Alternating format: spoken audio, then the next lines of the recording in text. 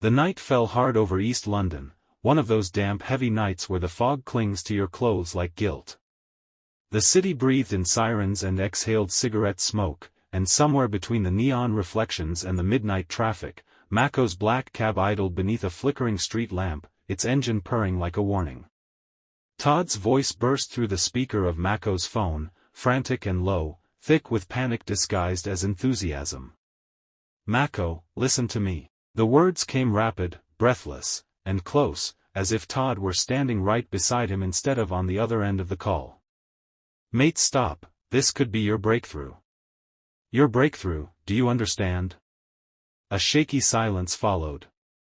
Macko could hear Todd breathing, fast, uneven, almost desperate. "Bro, don't do anything stupid you'll regret. Don't." His voice cracked, just slightly. "This is it, mate. The kind of moment people pray for. The money is all yours." Macko swallowed hard. His hands tightened on the steering wheel, and knuckles bleaching. His heartbeat hammered against his ribs like it was trying to escape his body. Todd's tone shifted, sharp, and impatient. "Wait, where are you now?" Todd checked his watch. Macko could almost feel the irritation radiating through the line. "Stay where you are, Macko. I'm coming. Don't move." The weight of what was in the cab. Macko's eyes drifted to the back seat. The suitcase sat there, black, matte, anonymous. And silent. Heavy in all the dangerous ways. He lowered his voice, barely above a whisper. "How much did you say it was again?" Todd clicked his tongue in annoyance. "I told you, I didn't count it. Just bundles, mate. Bundles of dollar bills stuffed into a black case." Macko's chest grew tight. Not from excitement. From dread. Because the man who had left it behind, the passenger, didn't look rich. And didn't even look comfortable in his own skin, let alone in a city like London. He looked hunted. And the moment he stepped out of the cab, he vanished into the night like someone running from the world itself. Something wasn't right. And something was wrong enough to curdle the air in the cab. Then the calls nobody expected. Macko's phone buzzed. It was an unknown number. And his stomach dropped. He never answered unknown numbers. Because he hated unsolicited conversations with people he doesn't know. A habit rooted in old mistakes and older enemies. But something in the moment, some instinct or dread, forced his thumb to swipe green. "Hello?" His rough voice barely made it out.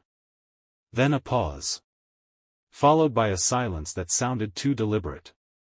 Then a voice, it was a male voice, cold, flattened by accent and menace. And it was digitally distorted. A voice that sounded like it had been dragged across broken glass. "Hello, Macko." The caller said. Macko's pulse spiked.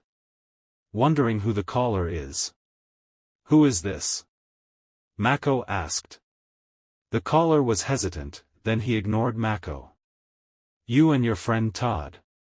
Maybe wondering what to do with the money I left in your cab." Macko froze. A chill crept up his spine, slow and surgical. "Wondering who the caller is. Who are you?" Macko asked again, impatiently. He forced the words out. Still the caller ignored him. He was beginning to sound very businesslike. The voice went on, steady, and emotionless. "I will tell you what to do with the $1.5 million and the parcel in the suitcase." Todd's words replayed in Macko's head like a broken reel. "This could be your breakthrough, mate. The money is yours." But this voice, this ghost on the line, made it clear the money was anything but his. The line crackled. "Expect my call tonight at 9 p.m. Then it was silence. Dead air silence. The caller ended the call. Then the silence that followed, it was the kind of silence that fills a room with fear.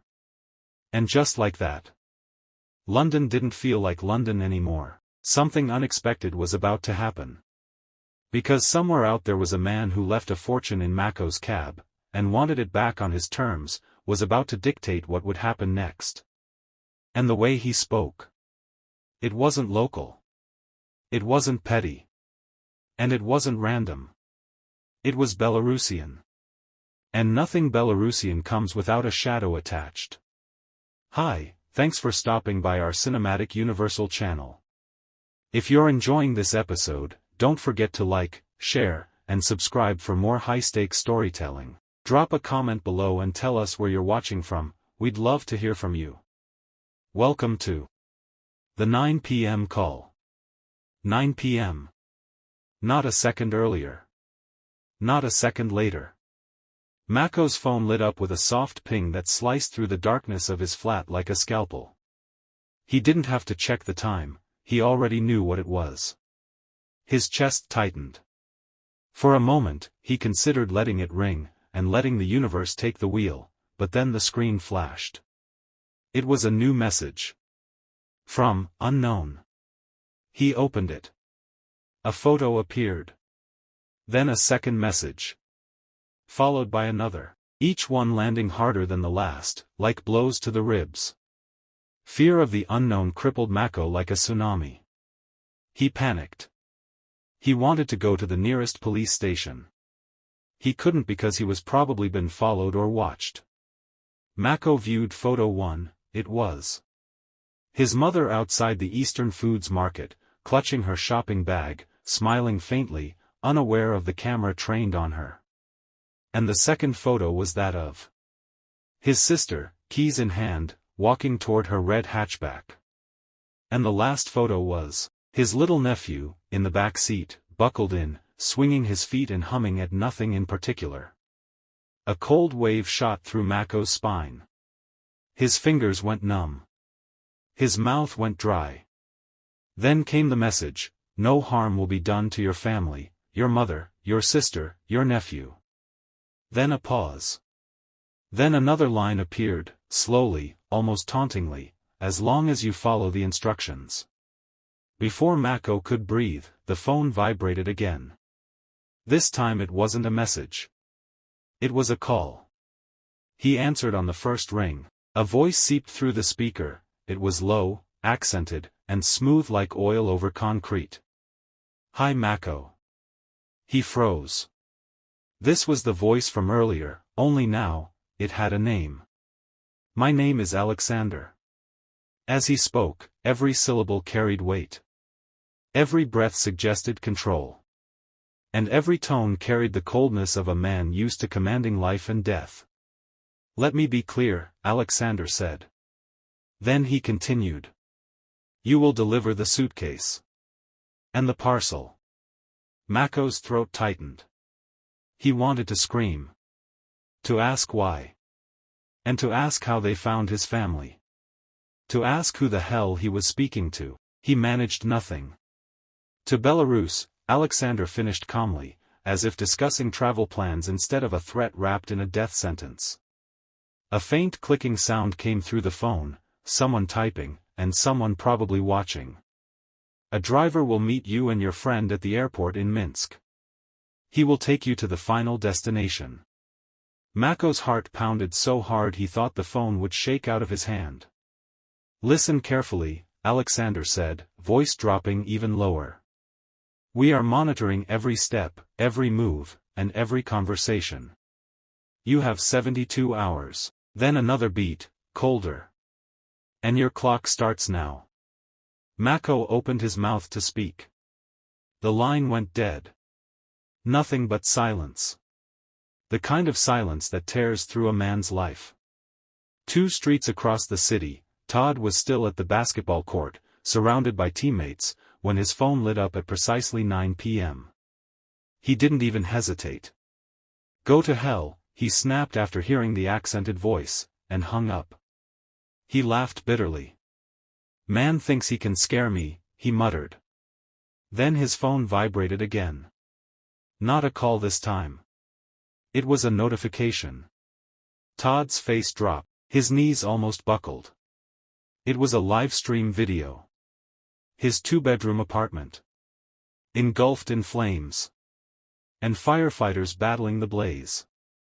Neighbors screaming in the background. Soot, smoke, and chaos, hell itself. Then a message appeared over the video feed, 72 hours. Do not hang up again. Todd's bravado immediately evaporated. The fire reflected in his eyes. And the reality sank in. They were in deeper than they could ever imagine. Hi, thanks for stopping by our Cinematic Universal channel. If you're enjoying this episode, don't forget to like, share, and subscribe for more high-stakes storytelling. Drop a comment below and tell us where you're watching from, we'd love to hear from you. To be continued.